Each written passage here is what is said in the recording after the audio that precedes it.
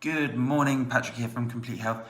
And I just wanted to go through the three most common things I see associated with a shoulder injury, or the three most common things that we'll see in the body that will trigger a shoulder injury.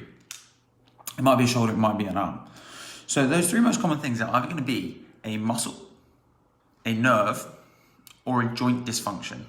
So it's a muscle, a nerve, or a joint dysfunction that could trigger a shoulder problem. Now, when we talk about the shoulder, we're looking at anything really pretty much down from the side of the neck to the top of the ball and along the collar and over the scapula. So that would be considered our shoulder girdle. Now, when we look at these injuries, whether it's a shoulder with a muscle injury, whether it's a shoulder with a nerve injury, or whether it's a shoulder with a joint injury, they're almost always the same.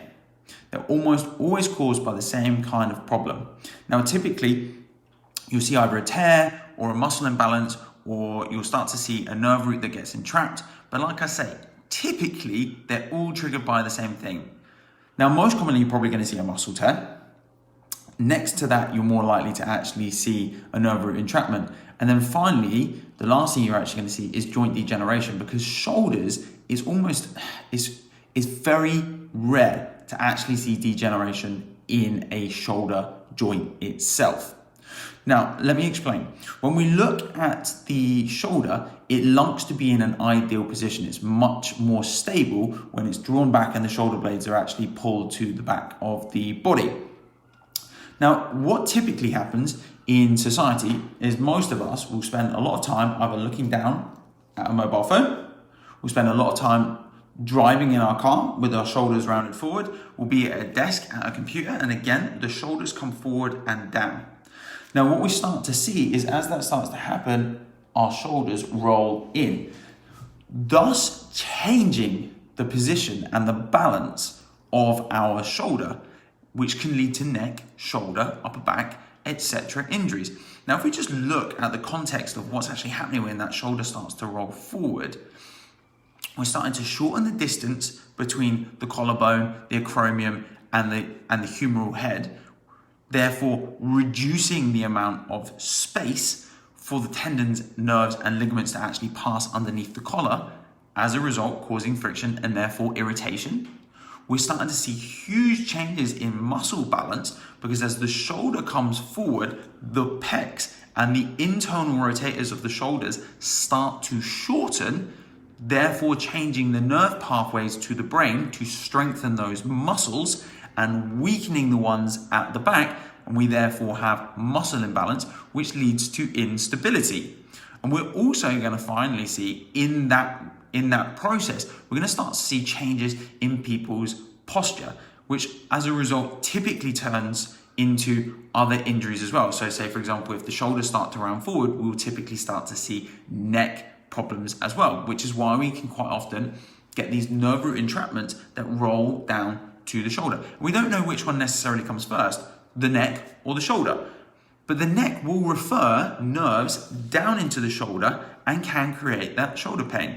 So I've currently got a lady that's just come into the office yesterday, has had something drop onto her shoulder and jarred herself, but has almost caused a whiplash type injury, and she's now getting searing pain that's traveling down the arm. So it started off as a shoulder problem, but what we can now see is that it's starting to entrap a nerve root that is referring into the arm and causing issues there as well. So typically a lot of things will start with a muscle imbalance or a joint imbalance or a nerve imbalance.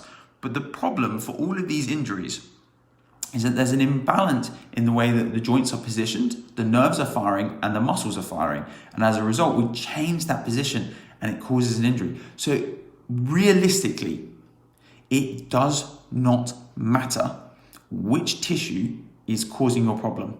It doesn't matter whether it's a nerve.